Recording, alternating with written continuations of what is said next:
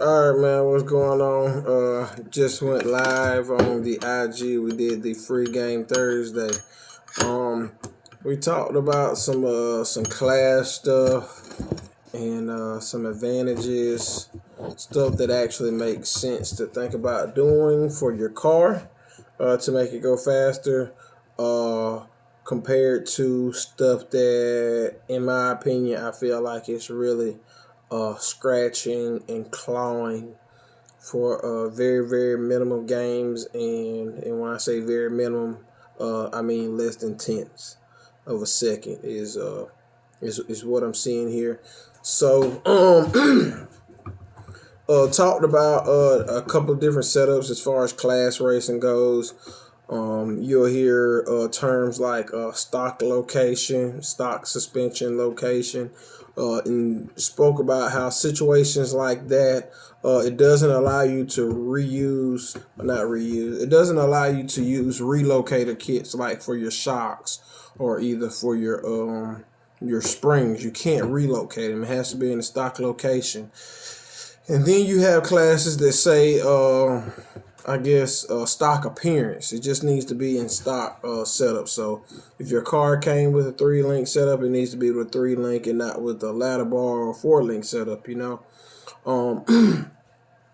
That right there, in my opinion, having a stock location and a stock appearance, that to me gives the advantage to the newer cars. The cars who have 3 links. Also, the independent suspension. If you can keep the independent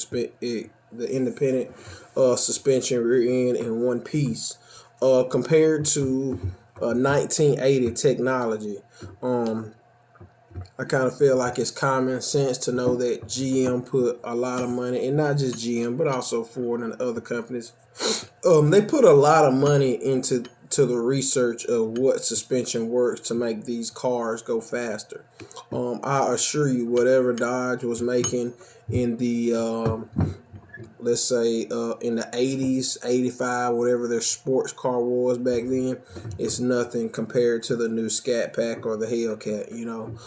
So it's the same thing with the Camaro or with GM. If you look at what they were doing with the Monte Carlos suspension back in 80, 85, and you compare it to even just what I have with 2000, 2002, the suspension is way better, way race wise and handling wise. Spoke a little bit about different, suspension setups, just real quick, ladder bar setups and 4-link setups. Racing wise, you're always going to see a straight 4-link compared to the G-body setup. It's angled in, and that's why you see the body of it shift so much. It's not designed to go straight. It's designed to be able to go through corners very nicely. So straight suspension will help you go straight line faster. That's what it's designed to do. Straight suspension lets you go straight. The angles let you go through corners a lot better. So that's the geometry on that. I've seen people make both of them work, 4-link and ladder bar setup. A lot of people will tell you that the math on the 4-link is superior to the ladder bar. It depends on how much you want to adjust your suspension and if you're willing to calculate certain stuff, accurately. And also, do you want to back half your car? You can do a ladder bar setup with a cross member. You want to do a 4-link setup, you're going to have to back half it. So that's something to keep in mind. Also, a lot of people don't want to go that far. My first setup, I didn't want to go full back half, so I ladder barred it, cut a little bit of the floor out and put your cross member in there and you ladder bar it, and it's way better than the diagonal 4-link that the G-bodies come with. So we talked about that. I posted a Chrome Model 2 chassis frame coming up to the talk. And as a unfair advantage, just to give you an example, you might have a Chrome Model 2 chassis car with a carbon fiber body or a fiberglass body, and it might be race ready, like literally ready to go race, and it might weigh 1,700 pounds, 2,000 sometimes on the heavy side. That's a big difference. We're talking 2,000 pounds lighter than, you know, my 4th gen Camaro. That's an unfair race. That's a race I would hate to even start to be into. You get what I'm saying? So yeah, anytime you start talking anything over 500 pounds, especially 1,000, 1,500, that's a big difference. You start leaning towards 2,000 pounds difference. That's a really big weight difference when it's spread out completely over the car. That's a big unfair advantage in a situation where somebody can say, "Hey, man, my car does not sit like that car." In a situation where, and we crunched a few numbers. I had to actually go fact check some stuff. I saw where you could lose, like, I think 40 pounds in each door, going to I guess the carbon doors from the fiberglass doors in the Camaro. So you lose 80 pounds. So it's like, if I got a stock door car with real glass, and then somebody has, I guess, carbon fiber doors with Lexan or something, and let's say they're 100 pounds lighter, I'm like, to me, that's not really that big of an issue, 100 pounds. I had somebody comment and say that the 100 pounds is worth a tenth. And I said, you know what? That will be interesting to see, because I'm sure you're going to get to the point to where you're not going to continue to gain the tenth taking 100 pounds out of the car. You know, I said it might work fine for the first 100, 200, maybe 300 pounds that you take out of the car. I said, yeah, you're taking weight out. It's nothing magical about it. You know, you're just taking weight out. You're, quote unquote, getting lighter. I think aerodynamics play a bigger part than actual weight.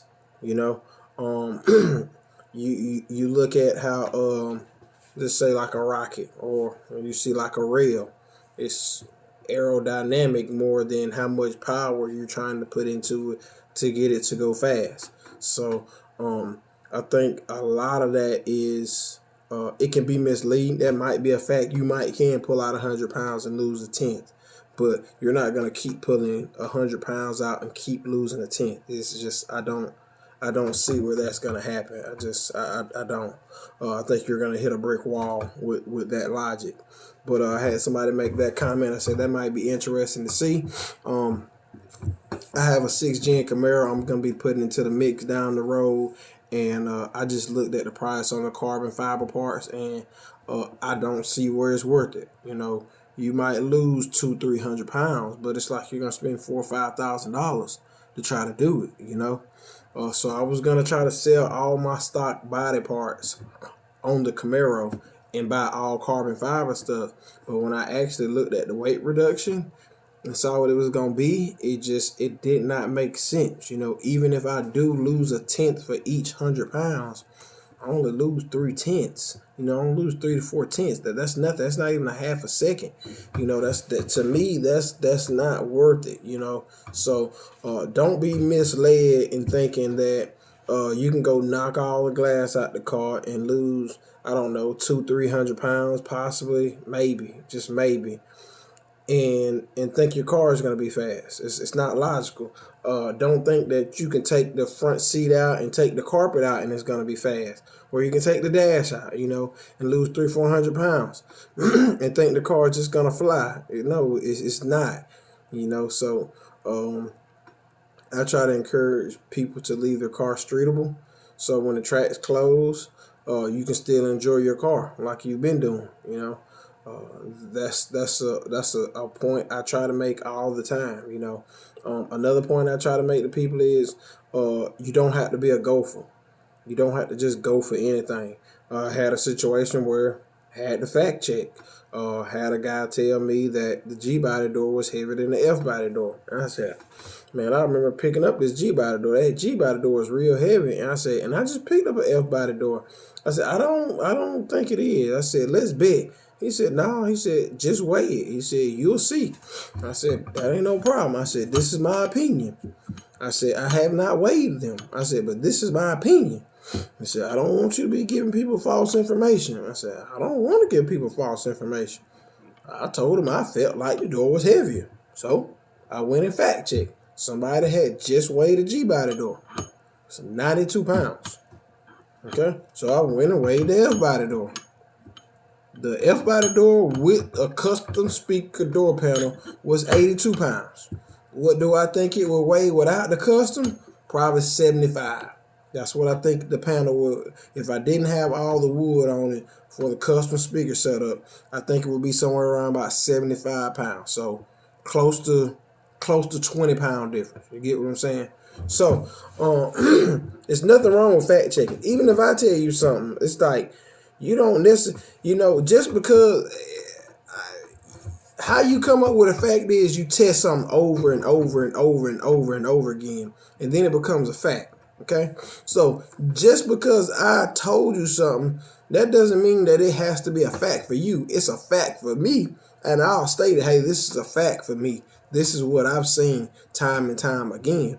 To you, it just might be a educated opinion. You can still go fact check it. This situation, it was cut and dry. It was white and black. I put the door on the scale and see exactly what it weighed. Numbers don't lie. I said that on lie. Men lie, women lie, numbers don't lie. The numbers didn't lie. The F-body door was lighter.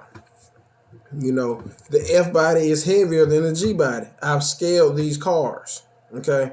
The F-body is heavier than a G-body. I've done that, So I'm not 100% sure on the numbers, but I think it was getting close to about 500 pounds difference. So I see I had a little bit bigger rims, so maybe 300, at a minimum. But I see anywhere from 300 to 800, depending on how the car is set up, what engine's in it, stuff like that. So that was the free game. I really don't think weight reduction is the most cost efficient way to go faster on your car. I don't. I think you start losing streetability and I guess being able to enjoy the ride. And me personally, I just don't think it's worth it. You will see people do it. They might be in a really, really competitive race class to where they're really clawing and scratching 4/10 or fifths, and that's what they resort to rather than, I guess, a bigger motor. They might have a motor restriction class, or tuning. They might be restricted on their logic or their capabilities of tuning or suspension, So that's just my 2 cents for anybody getting into it, trying to go faster, man. That's pretty much what the free game was on, man. So y'all have a good day, man. Until next Thursday, free game.